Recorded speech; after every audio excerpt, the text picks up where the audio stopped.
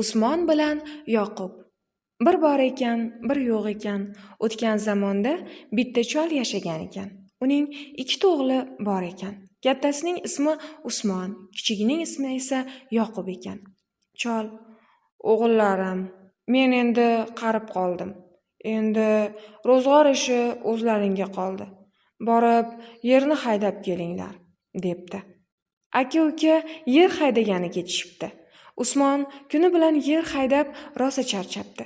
Terlab, hamma yog'i chang bo'lib ketibdi. Yoqub esa "Kasalman" deb kechgacha salqinda yotibdi. Kech kirganida u akasiga "Siz yo'nib keling, men qo'shni olib ketaman", debdi. Usmon yerni haydaganida ozgina qismi qolgan ekan. Yoqub qolgan joyini haydabdi va hamma yog'iga tuproq tepib, chang qilib olibdi. Dadasining yoniga borib: "Akam hech ham ishlamadi. Hamma yerni bir o'zim haydadim", debdi. Dadasi Yoqubning gapiga ishonib, Usmondan xafa bo'libdi. Shunga qaramay, "Bosh o'g'il-ku", deb o'zining bisotidagi 25 tillasini Usmonga beribdi.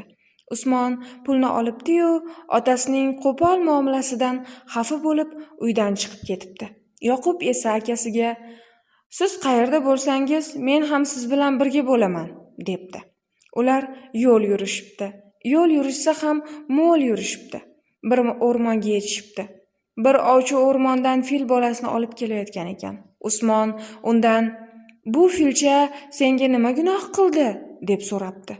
Ovchi "Ovimga tushgan narsa, endi olib borib sotmoqchiman", debdi. Usmonning filchaga rahmi kelibdi va "Sotsang qanchaga sotasan?" deb so'radi. 25 tillaga sotaman", debdi ovchi. Usmon ovchiga berib filni ozod qilibdi va o'rmonga qo'yib yuboribdi. Yoqub esa nima qilishini bilmay qolibdi. Chunki u pulni olish maqsadida akasi bilan yo'lga chiqqan ekan. Endi u qaytib ketishini ham, qaytmasligini ham bilmay qolibdi. Qaytay desa uyaladi, qaytmay desa pul qo'ldan chiqib ketgan. Ular yurib oxiri bir shaharga yetib kelishibdi. U yerga kirib borsalar, hammaning og'zida bir gap: podshoning bir qizi bor ekan. Uni bir dev olib ketibdi. Kimki shu devni o'ldirsa, podsho qizi bilan boyligining yarmini berarmish. Usmon bilan Yoqub podshoning huzuriga borishibdi. Ular devni o'ldirishga bormoqchi ekanliklarini aytishibdi va kerakli qurol aslaha bilan qurollanishibdi. Usmon bilan Yoqub dev yashaydigan toqqa chiqishibdi. Usmon dev bilan olishib, uni o'ldiribdi. Keyin bir chuqur g'orga duch kelibdi. Tushsa, bir chekkada qiz o'tirgan ekan. Usmon qizga uni qutqargani kelganini aytibdi. Yoqub tepada, g'orning og'zida qolgan ekan. Usmon qizning beliga arqon bog'lab, tepaga chiqarib yuboribdi.